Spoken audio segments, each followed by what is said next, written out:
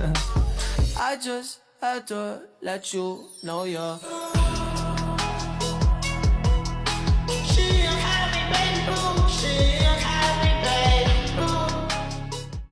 Assalamualaikum warahmatullahi taala wabarakatuh. Pada kali ini saya bersama ahli kumpulan saya akan membentangkan mengenai hubungan antara kapasiti pedagogi pembelajaran bermakna iaitu KPBB dan pentaksiran bilik darjah yang dikenali sebagai PBD pada zaman sekarang.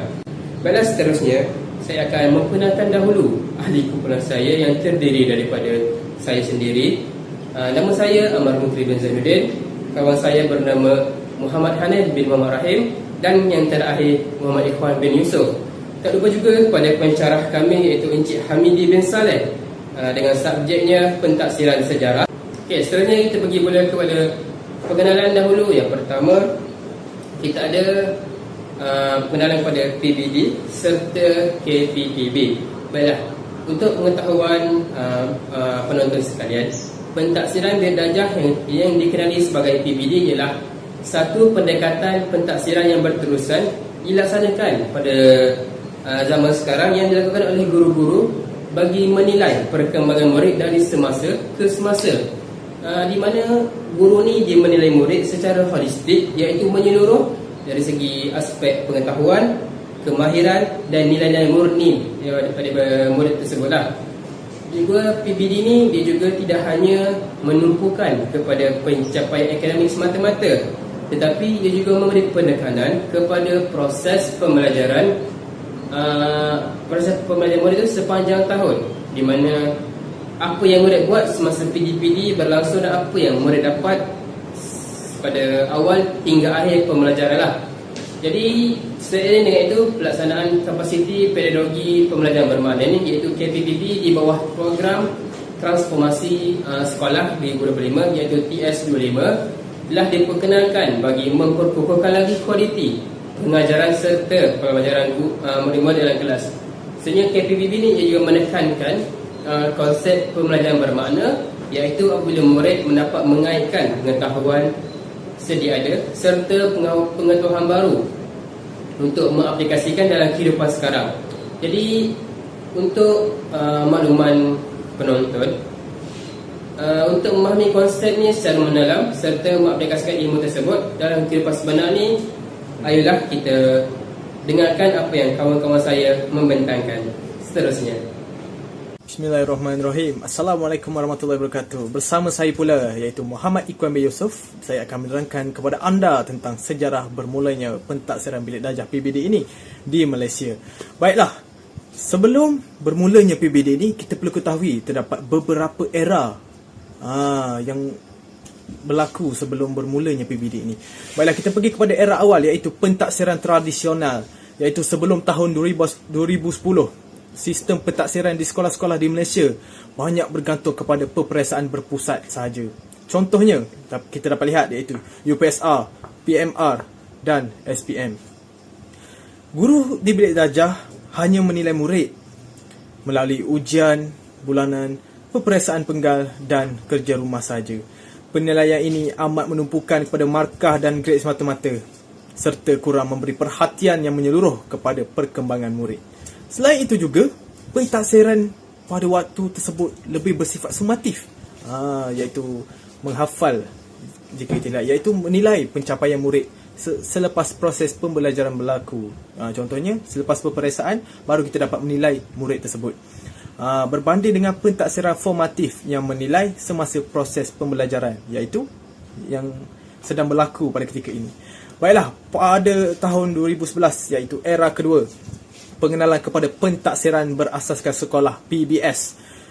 Pada tahun 2011 juga, Kementerian Pendidikan Malaysia iaitu KPM telah memperkenalkan pentaksiran berasaskan sekolah iaitu PBS bagi mengurangkan kebergantungan terhadap sistem peperiksaan yang terlalu berorientasikan peperiksaan. PBS ini merangkumi beberapa komponen utama iaitu pentaksiran sekolah iaitu PS, pentaksiran aktiviti jasmani, sukan dan co-curriculum PAJSK, pentaksiran psikometrik PPSI serta pentaksiran pusat iaitu PP. Baiklah tuan-tuan dan puan-puan, dalam pelaksanaan PBS, pentaksiran bilik darjah PBD mula diberi penekanan sebagai satu bentuk pentaksiran berterusan yang dilaksanakan oleh guru-guru di sekolah. Baiklah, kita pergi kepada yang ketiga, iaitu pada tahun 2016, iaitu penambahbaikan PBS.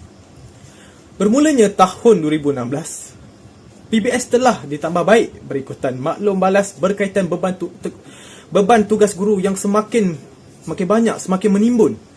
Dalam penambahbaikan ini, pentaksiran bilik darjah PBD diperkukuhkan dengan memberikan penekanan kepada pentaksiran berterusan semasa proses pengajaran dan pembelajaran PDP.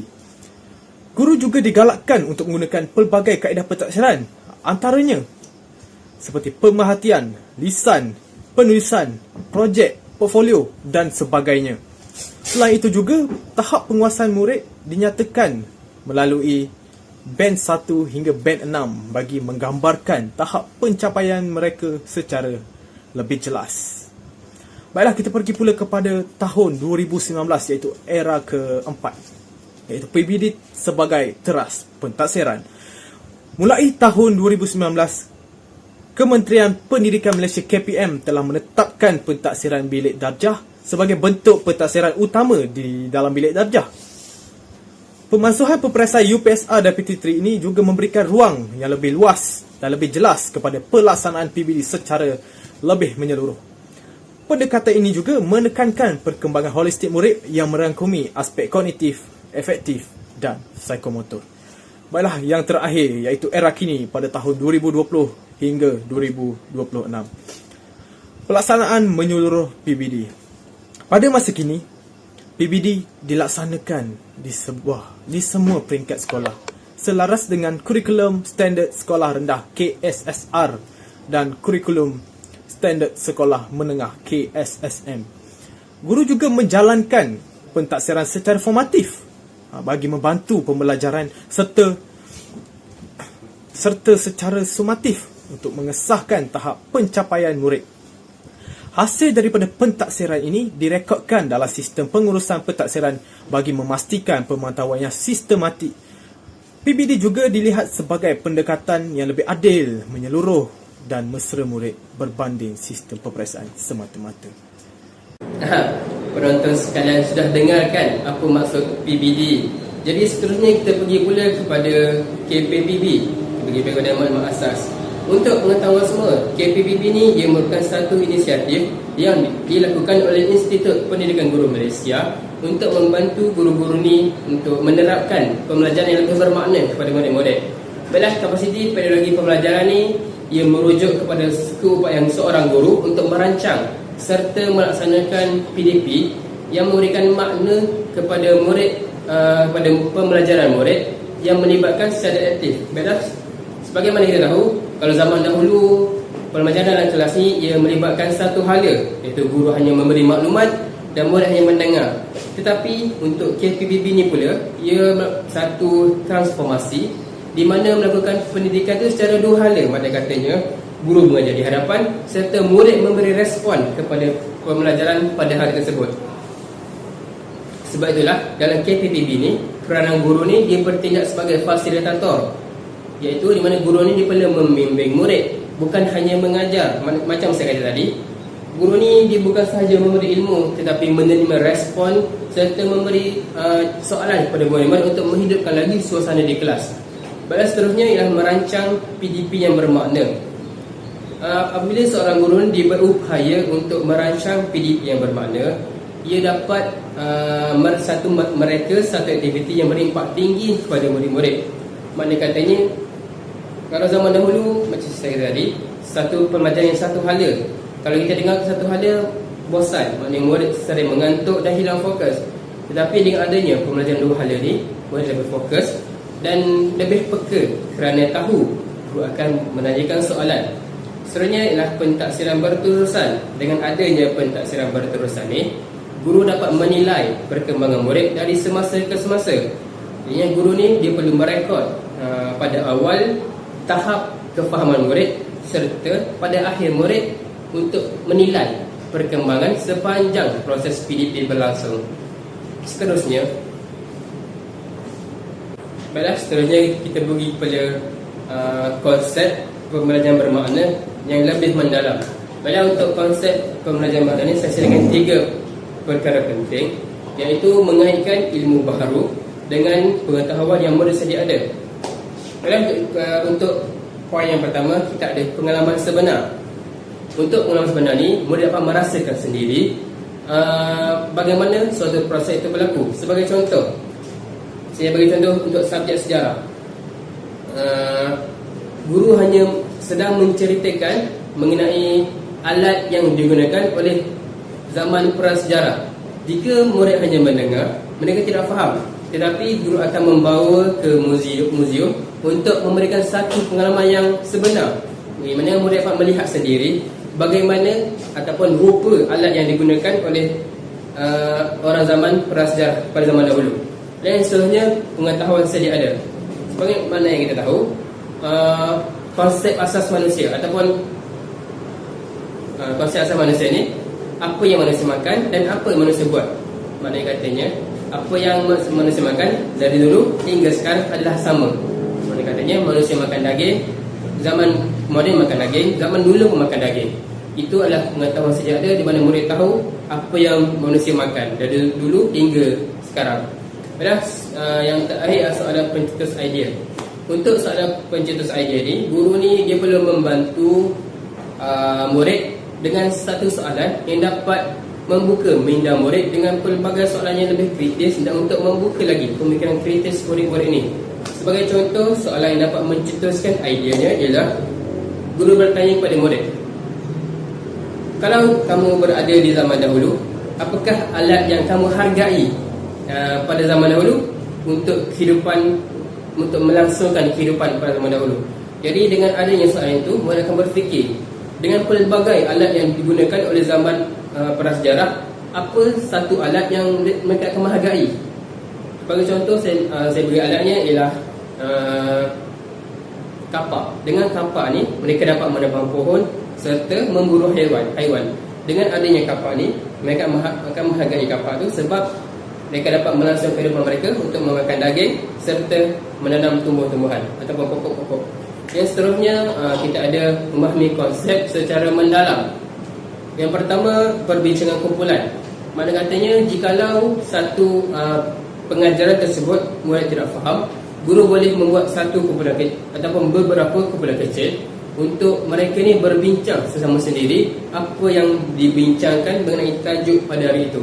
Sebagai contoh, guru memisahkan beberapa kumpulan kecil untuk membincangkan apa jenis-jenis alatan yang digunakan oleh zaman dahulu dalam setiap 4 zaman tersebut.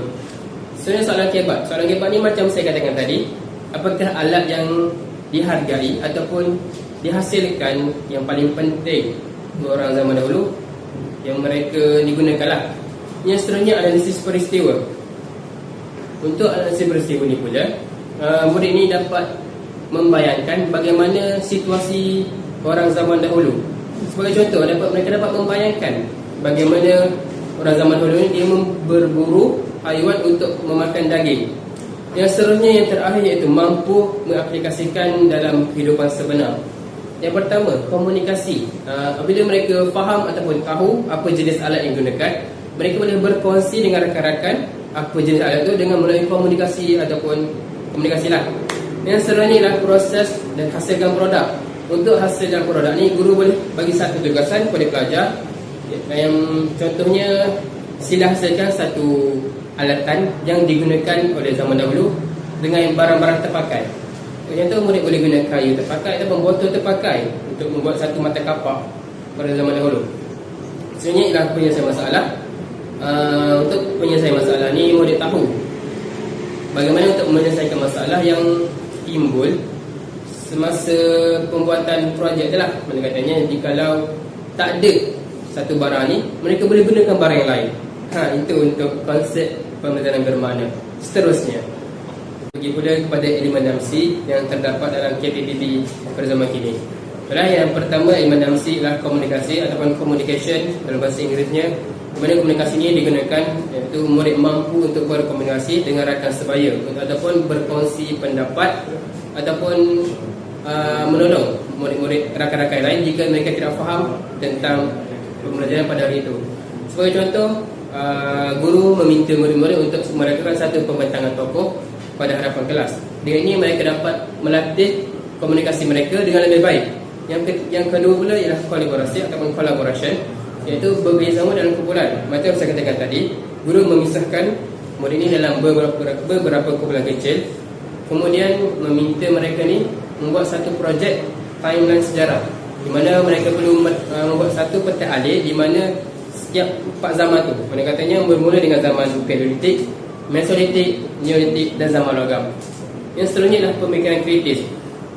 Dalam pemikiran kritis ni pula, guru ni murid dapat menganalisis ataupun menganalisis sebab dan akibat sesuatu peristiwa. Sebagai contoh, kenapa penjajahan berlaku dan apa kesannya. Yang seterusnya ialah kreativiti, iaitu murid dapat menghasilkan satu idea ataupun produk baru. Sebagai contoh, murid ni ataupun guru membuat satu pertandingan dalam kelas, iaitu membuat poster digital kemerdekaan. Maknanya katanya murid dapat merangsang otak kreativiti mereka untuk menghias poster kemerdekaan dengan lebih cantik. Yang seterusnya adalah saksiah. Dan saksiah ni guru akan menerapkan nilai-nilai murni seperti nilai tanggungjawab dan disiplin. Sebagai contoh, kita sebagai rakyat Malaysia perlulah hormat tokoh-tokoh negara. Sebagai contoh, Perdana Menteri pertama iaitu Tunku Abdul Rahman dan seangkatan dengannya. Yang terakhir ialah kewarganegaraan, di mana kita sebagai rakyat Malaysia perlulah mempunyai satu perasaan cinta akan negara ataupun patriotik. Itu sebagai contoh, kita boleh ni ialah menghargai kemerdekaan, ataupun kita boleh kata kita kan Malaysia ni berlainan bangsa. Jadinya dengan adanya sikap kewarganegaraan ni, kita akan bertoleransi dengan pelbagai bangsa. Sebagai contoh, bangsa Cina, bangsa India dan bangsa-bangsa lain. Dan untuk elemen 6C pula, ia ataupun diperkenalkan dengan menggunakan model Michael Fullen, iaitu KPBB ni dia memfokuskan kepada penciptaan pengetahuan baru melalui kemahiran 6C. Itu sahaja untuk elemen 6C.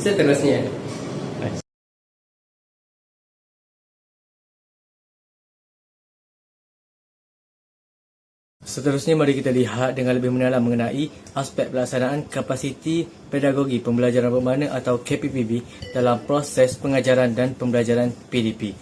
Jadi pelaksanaan KPPB bukan sekadar perubahan kaedah mengajar, tapi ia merupakan satu transformasi ekosistem pembelajaran secara menyeluruh. Kita lihat isi yang pertama, iaitu model reka bentuk pembelajaran. Jadi tunjang utama pelaksanaan KPPB bersandarkan kepada model reka bentuk pembelajaran. Di sini kita dapat lihat ada 4 komponen kritikal yang saling berinteraksi. Yang pertama ialah rakan pembelajaran, iaitu dalam KPPB peranan guru berubah daripada menyampaikan maklumat tunggal kepada pemudahcara atau aktivator. Kita membina hubungan kolaboratif dengan murid, di mana murid turut mempunyai suara dalam menentukan hala tuju pembelajaran mereka. Jadi dalam konteks sejarah, guru sejarah bertindak sebagai pemudahcara, di mana murid digalakkan untuk menjadi sejarawan muda. Mereka bekerjasama mencari sumber primer dan sekunder, bukan hanya bergantung kepada nota guru semata-mata. Baiklah, yang kedua ialah persekitaran pembelajaran, di mana kita tidak lagi terhad kepada dinding bilik darjah. Pelaksanaan ini turut menyediakan ruang pembelajaran yang fleksibel dan interaktif yang mampu merangsang murid untuk meneroka maklumat bukan sahaja dalam buku teks tetapi di luar buku teks. Contohnya lawatan maya ke tapak warisan atau penggunaan sudut sejarah di sekolah yang interaktif yang membolehkan murid untuk meraih sendiri suasana peristiwa masa lalu. Yang ketiga ialah amalan pedagogi, di mana guru menggunakan strategi yang mencabar pemikiran murid seperti pembelajaran berasaskan inquiry dan projek ataupun PBL. Jadi setiap aktiviti dirancang untuk memastikan murid tidak sekadar menghafal tetapi memahami mengapa mereka mempelajari sesuatu topik. Sebagai contoh, dalam tajuk Tokoh Terbilang Kesultanan Melayu Melaka, murid boleh membina diorama atau melakukan simulasi temu bual tokoh. Jadi proses pembinaan projek inilah yang kita taksis secara berterusan dalam PBD. Seterusnya yang keempat ialah pemanfaatan digital, di mana teknologi digital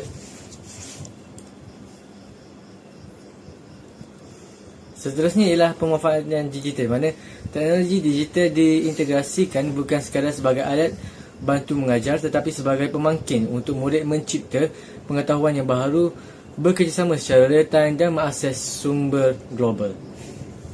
Kemudian kita lihat kepada kompetensi global 6C. Jadi selain itu, pelaksanaan KPPB dalam kelas diperkukuhkan dengan penerapan kompetensi global 6C. Jadi setiap aktiviti PDP haruslah dirangka untuk menguji dan mengasah aspek yang pertama, karakter ataupun sasiah, citizenship, kewarganegaraan dan collaboration, iaitu kolaboratif, communication, komunikasi dan creativity dan critical thinking, iaitu pemikiran kritis. Jadi apabila elemen 6C ini dihayati, barulah pembelajaran bermakna dapat dicapai oleh setiap murid. Jadi paling utama dalam konteks mata pelajaran sejarah ialah elemen citizenship ataupun kewarganegaraan, iaitu melalui aktiviti PBD yang bermakna murid bukan sahaja tahu tentang sejarah negara, malah mereka dapat membina jati diri dan semangat patriotisme yang tinggi. Begitu juga dengan critical thinking, di mana murid dilatih untuk menganalisis sebab dan akibat sesuatu peristiwa sejarah yang merupakan aras tertinggi dalam pentaksiran sejarah.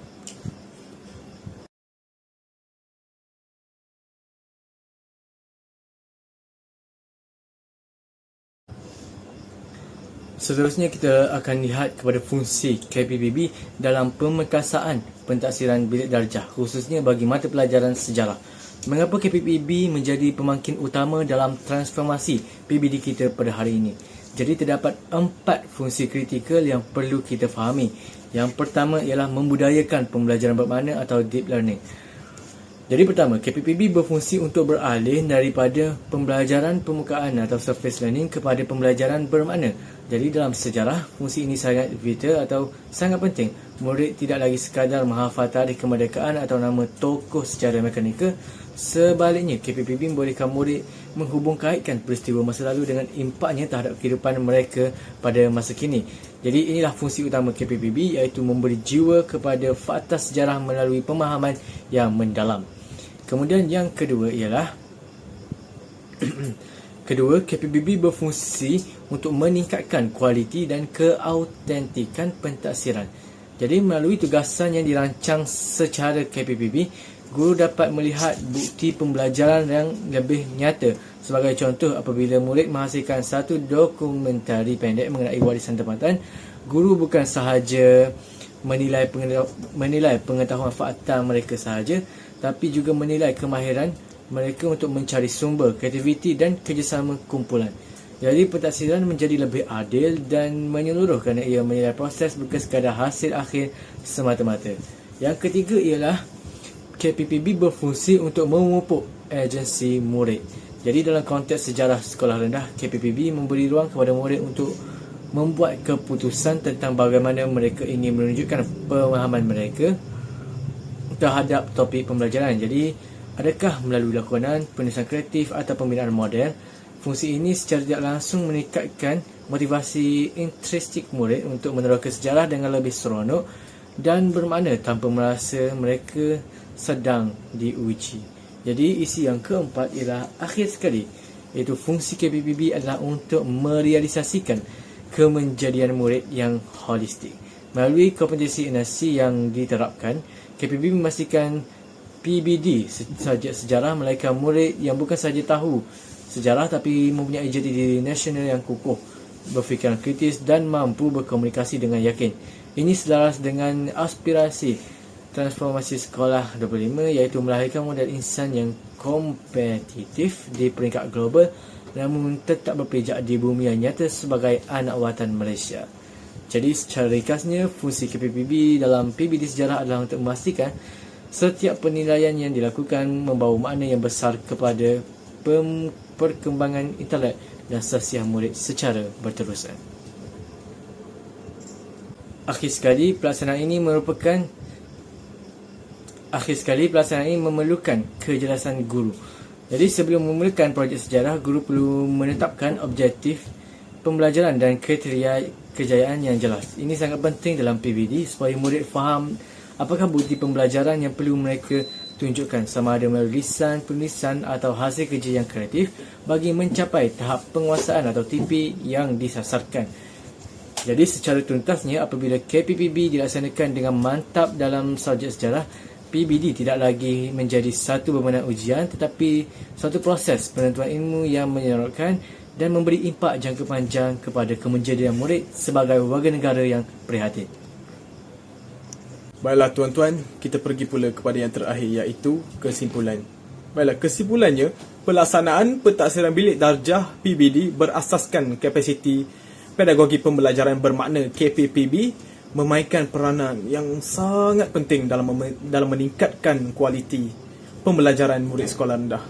Pendekatan ini bukan sahaja dapat menilai pencapaian akademik murid, malah menekankan perkembangan kemahiran berfikir, penyelesaian masalah dan aplikasi pengetahuan dalam kehidupan yang sebenar. Melalui KPPB juga, proses pentaksiran menjadi lebih holistik, berfokuskan murid dan relevan dengan keperluan semasa pendidikan kita. Oleh itu, semua guru perlulah mengaplikasikan KPPB secara sistematik dan kreatif agar PBD dapat dilaksanakan dengan lebih berkesan serta mampu melahirkan murid yang seimbang dari segi intelek, emosi dan kemahiran abad ke-21. Baiklah, itu sahaja daripada kumpulan kami. Sekian, wabillahi taufiq wal hidayah. Wassalamualaikum warahmatullahi wabarakatuh. Selamat tinggal.